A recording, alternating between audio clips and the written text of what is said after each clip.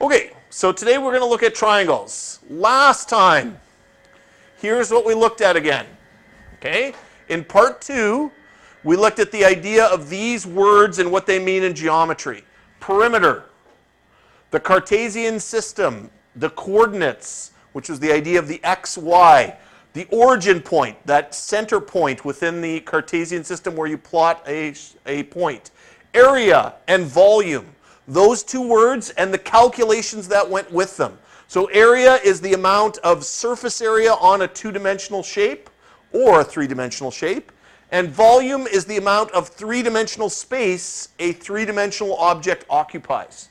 We then looked at these formulas for area. Area of a rectangle, area of a triangle, area of a 3D rectangle or a prism. And this formula, area of a 3D rectangle, is right in the grade 9 curriculum. And I helped a grade 9 student with that this morning when he was studying for his math exam. This formula right here, just this morning. The scrap paper is probably still somewhere on my desk. And then the last one was the volume of a 3D rectangle or the volume of a prism. Okay, today we move on and we take a look at triangles. So why are triangles so important? What's the big deal with triangles? Okay, so we've already talked about planes, points, angles, lines, shapes. Okay, we talked about how to measure, like coordinates, measure angles, measure lengths, measure perimeter, measure area, measure volume. Today we're going to look at the simplest of the polygons, the triangle. And as a matter of fact, the triangle is so special, any polygon can be constructed of triangles. I'm going to try and demonstrate that for you right now. So you take any particular polygon, and you can actually build that polygon from triangles. Okay? It's entirely possible. If it's a polygon, it can be built from triangles. I think I told you guys this maybe last week, that in a lot of high-end game programming, as a matter of fact, specifically the original Xbox focused on using triangles to create the graphics that you see in those types of worlds. If you can build the triangle, you can build from that. So in a lot of ways, a triangle is a basic building block. Okay? What do we know about triangles? Well, we know that they have three things. That's what tri means. Tri means three, just like a tricycle that you rode when you were a little kid. 3 points, or 3 vertices, 3 lines, or 3 sides, and 3 angles, triangle, okay? But triangles have been so important that mathematicians have been studying triangles for centuries, like 2,000–3,000 years. They've been studying triangles. So let's start by finding a way to name triangles, okay? Because there are a couple different ways we can make triangles. So let's just try one way, okay? So if I just drew a triangle right now, you can say, yep, that's a triangle. I didn't do a great job at it, okay? But I could have also drawn it like this, and it would have been a triangle. Or like this, and it would be a triangle, okay? There's lots of different ways I can draw a triangle, and it still becomes a triangle. So we need a way to classify or name them, okay? So hopefully you've seen this before. And hopefully this shouldn't take long, but if it's been confusing to you, this is what I want to try and reinforce with you, is how to classify triangles. Okay? There are 2 ways you can do it. One is by their sides, and the other is by their angles, using words to describe those. So let's start with the angles. Okay? If you remember back when we looked at angles in part 1, these were 3 different types of angles. First, there was the right angle. The right angle was a special angle that measures 90 degrees, and it forms 2 perpendicular lines. That's what a right angle is. A right angle is usually drawn with a little box there, because right angles are the basis of making things square. Okay? So that's the right angle. Then there was the acute angle. The acute angle was any angle that was smaller or less than 90. So this is an example of an acute angle. And then finally, there was the obtuse angle. An obtuse angle was an angle that was bigger than or greater than 90 degrees. So there's the 3 types of angles we learned. If I just connect those with a line and close them in, I can form 3 triangles. And those names for the angles become the names of the triangle. So that's a right triangle, an acute triangle, and an obtuse triangle based on the angle. That's all there is to it, okay? If you can remember them as angles, you can also remember them as triangles, or vice versa. If you remember them as triangles, you can remember them as angles, the same thing. Okay, because those two words, especially the words acute and obtuse, are tricky words to use sometimes unless you kind of think about them. So that's, to me, the easiest way to classify triangles, is by their angles. But you can also classify triangles by the length of the sides. Okay? So here I spent a long time making an animation for you guys, so please watch this animation. If we think about it, actually before we jump to the animation, if we think about this, okay, if I draw a line, and I'm going to try and use the, this tool here to draw a line. There, okay? Oops. So there's a line right there, okay? Now I'm going to take that line and duplicate it a few times. So here's one thing I know about these three lines. They're all the same length because I duplicated them, okay? So I could use those three lines to form a triangle. If I could turn them, I don't know if this thing allows me to turn stuff. Don't think it does. But if I could turn this, I could form a triangle from those three lines. But I could also take these three lines, and I could make one that's shorter, like this. Okay? And I could make a second one like this. So here's one where I have three lines where two of them are the same length, and one of them is not. Okay? And then finally, I could make a triangle from lines where one's this long, one's maybe this long, and then I make a third line that's even a different length. So here I have three completely different lengths of line. Okay? So I can have three lines that are all the same. Okay? I can have three lines where two are the same and one is different. And then I can have three lines where all three are different. Okay? Is there any other possibility? Is there any other way I could make a triangle from lines? No. This is it.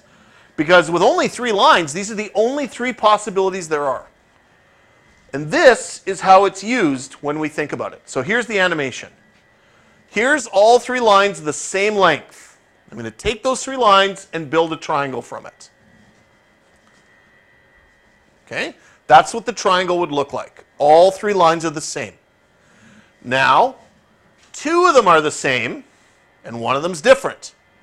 Taking those three lines, I can build myself a triangle. And it would look something like this. Okay? And then finally, all three sides are different lengths. None of them are the same. And I take those three lines and build a triangle from it. Okay? This is how you can classify triangles with their sides and not their angles. So basically the way it works is if all three are the same length, it's called an equilateral triangle. This one's usually easy to remember because it has the word equal right inside the word. So same lengths, all equal, equilateral. The other two names are not easy to remember. Okay? When two sides are the same but one is different, it's called an isosceles triangle. And then finally, when all three sides are different lengths, it's called a scalene triangle. These are words I hope you've seen before, but the only way you can kind of grasp that again is to practice and memorize those names because they're going to come up. They're going to keep coming up. Okay, so that's the way we can classify. There are 6 different names you can give a triangle. Right, acute, obtuse, scalene, etc., equilateral. So now let's examine the angles. Here's a funny thing about triangles, okay? When you make a triangle, you're obviously going to get 3 angles, and we know angles are measured in degrees, okay? With triangles, with those 3 angles, we know one special property of a triangle is if you take all 3 of these angles and add them up, you'll always get the same number, 180 degrees. Okay? Basically, I can state it like this. The sum of all angles in a triangle will always equal 180. And it doesn't matter what kind of triangle it is. So here, if I add A plus B plus C, I'll get 180.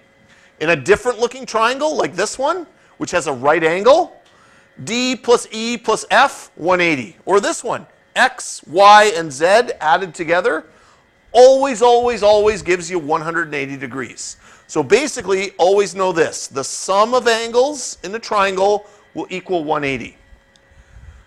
I can prove that to you with a little animation I made.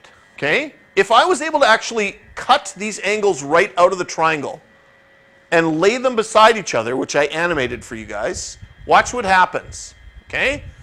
I take that angle, lay it there. Push this one beside it, and then put the third one beside that. And the angle that's formed is a straight line. That's what happens when you unfold those angles and lay them beside each other. You get a line, a straight line, which is known as the straight angle, which measures 180 degrees. So it doesn't matter what kind of triangle you have. If you add up the three angles, you always get 180. Okay? This is useful to you because this allows you to do math when you don't know one of the angles. So here's an example, and this is a very common grade 9 math question. You're given a triangle. You're given two of the angles. This one's 110. This one's 30. The question asks you to find the missing angle. Well, you know that if you add the three of these together, we'd get 180. So x plus 110 plus 30 equals 180. At this point, now you can kick into your algebra skills that you learned in the last unit. So you can add 110 and 30 together. You get 140. You can subtract 140 from both sides, keeping balance, and you get x equals 40 degrees. Okay? Sometimes you don't need to get as formal as a whole algebra equation like this. Sometimes you can use a little bit of guess and check to kind of get that. But as long as you knew that when you added all three of them together, you got 180, you knew how to solve that problem. Okay. The final thing I want to talk about today is, again, and I showed you this was in the grade 8 curriculum, the Pythagorean Theorem. You may recall that we watched that Donald Duck in Math Magic Land video a little while ago, and in that video, fell asleep, there you go. In that video, Donald talks about Pythagoras, okay? So people have been studying these triangles for years, and it was actually an ancient Greek mathematician, Pythagoras, who was the first to prove the theory, or the theorem, called the Pythagorean Theorem. It was named after him. That's how important it was, okay? This is a picture, or it's a statue of him. There's no pictures because there was no cameras back then, okay? But in order to understand what Pythagorean Theorem is based on, let's start with just this idea of what it means to square something. And you saw this was in your grade 8 curriculum as well. So, you know what a square is. A square is a shape that looks like this with four 90-degree angles, and all four sides are the same length. That's what a square is, okay? So in a lot of ways, squares and rectangles are really similar, okay? If we take a single line, or a line segment, and we turn it into a square, what we would basically be doing is taking this line to build a square, which means we use four of them and line up the angles at 90 degrees. So here's how it would go. Take that line, duplicate it, lay it up there, put it 90 degrees. Duplicate it, lay it up there, put it at 90 degrees. One more duplicated line, make sure it's at 90 degrees, I got a square. Okay? This is what you would do if you were building something, by the way, out of wood and lumber. That's how you would square it. That's what they talk about in construction all the time when something is, quote, square. That's what they're talking about. So that's how I'd square a line. How would I square a triangle? Well, to square a triangle, you just duplicate a triangle, spin it around, and lay it together, and I get a square from a triangle. That's how you make a square out of a triangle, or even a rectangle out of a triangle. So here, let's take a look. There, I squared it, or in the second case, I rectangled it, okay? So that's what it means to square something in geometry. But what does it mean to square something with just numbers? Well, if you're just using numbers to square something, means you multiply it by itself. And the way this is shown in mathematics is by putting a little 2 just over the number or the variable that you're squaring. Okay? And this relates directly to a unit in grade 9 called powers and exponents. I'm not going to get into all of that right now, but this is what it looks like. 4 squared is a 4 with a little 2 on it. Okay? In the grade 9 unit called powers and exponents, you deal with numbers other than 2, all kinds of different things. But basically to square it just means multiply it by itself. So 4 squared means 4 times 4. It does not mean 4 times 2. That's not what it means. If they wanted that, they would have said 4 times 2. Yes? Maybe. Okay, and by the way, 4 times 4 is 16. Okay? If you're having trouble, you could just leave. That's always an option. Okay? Okay, now, you need to know how to square things. You need to do more than that for grade 9. But most calculators have a button for this. Looks like that. An X with a little 2, which means how to square something. You need to know how to use that button. You need to know how to do this because most of the math you do with squaring might be a little too complicated for you to just do it on paper. You need a calculator for this. So here's how it would go. If I wanted to square 8, here's how I would type it on this calculator. I would type 8. Then I'd press the X squared button and then the equals button, and the answer would pop up here, 64. Okay? That's how it works. In some calculators, you don't have to press the equals sign. You just press 8 and X squared, and then it pops up. Which is why you got to get used to your calculator. They don't always work the same. Now, we sometimes need to reverse this process. We need to figure out how to go backwards, just like we did in our algebra unit. This is called the square root. The square root is the opposite of squaring something. This is where you have a number and you're trying to figure out, well, which number multiplied by itself became this number? Okay? In math, they use a special symbol to indicate square root. It looks like a check mark, kind of a line thing, but that means square roots. Okay? So if I want to take the square root of 64, I know that 8 is the square root of 64 because 8 times 8 equals 64, or 8 squared equals 64. So here I'm thinking this might be getting a bit complicated for some of you. And like I said, this goes into way more detail in the grade 9 curriculum. So this is why it assumes you know this at this point, or you need to get ready to know this moving into the grade 9 course. Okay.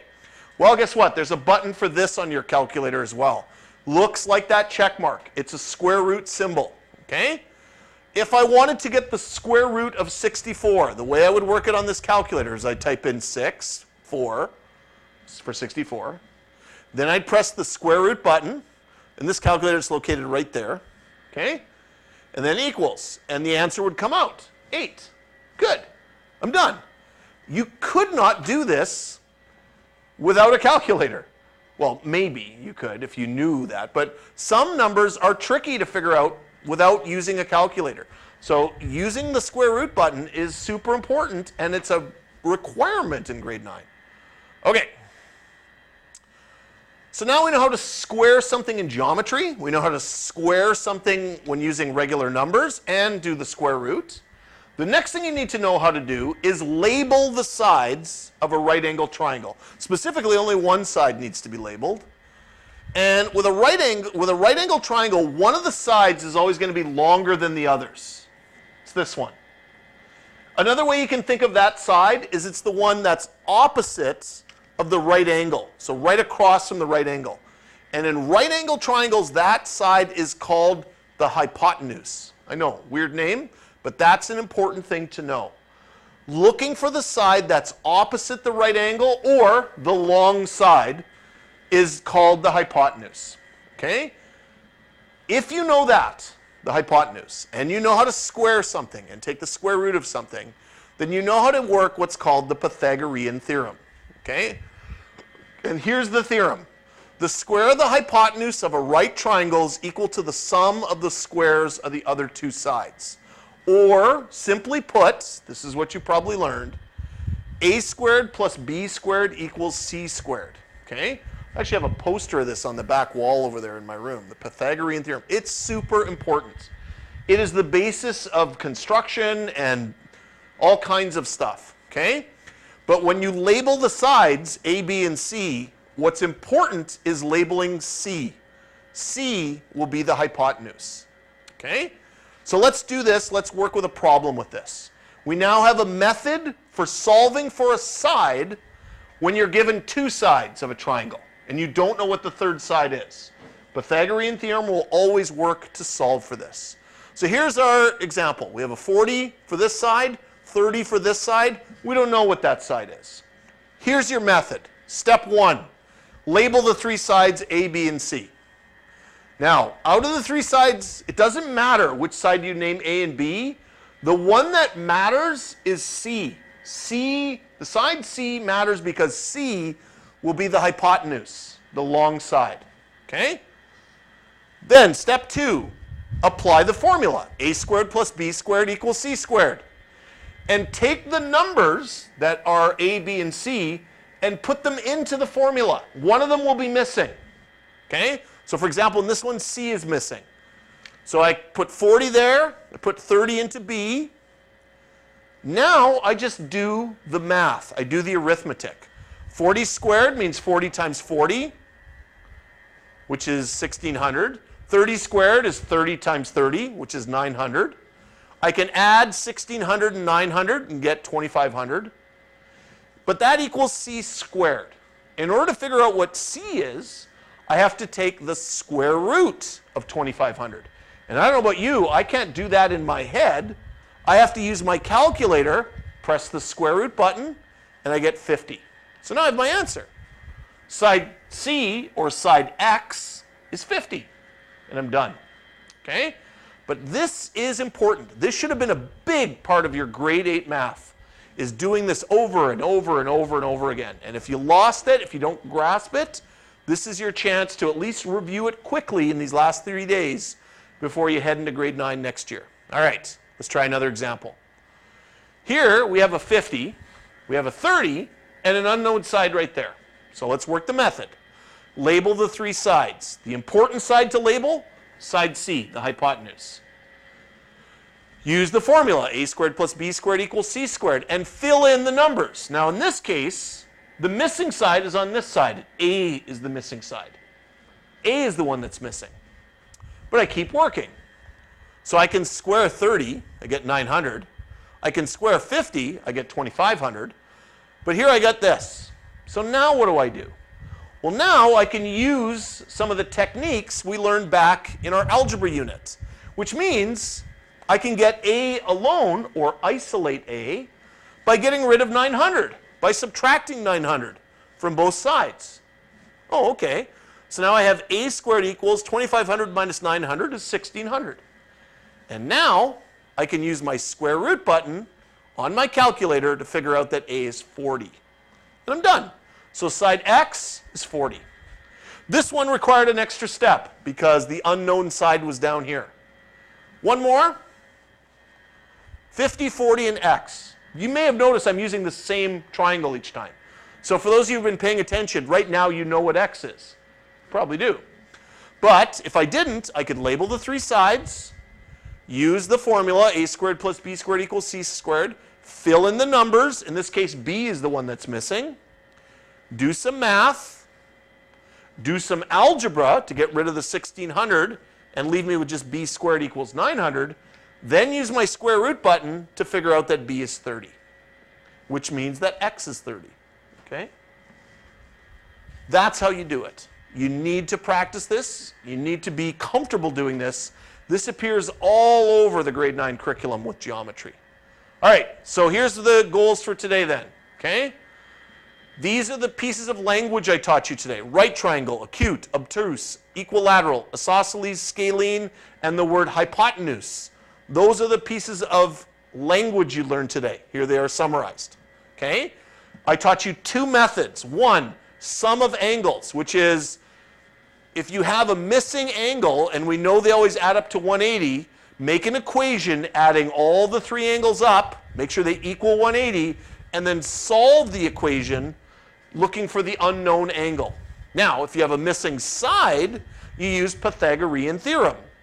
A squared plus b squared equals c squared, and you follow the 3 steps we just did. Any questions? All right. We are done.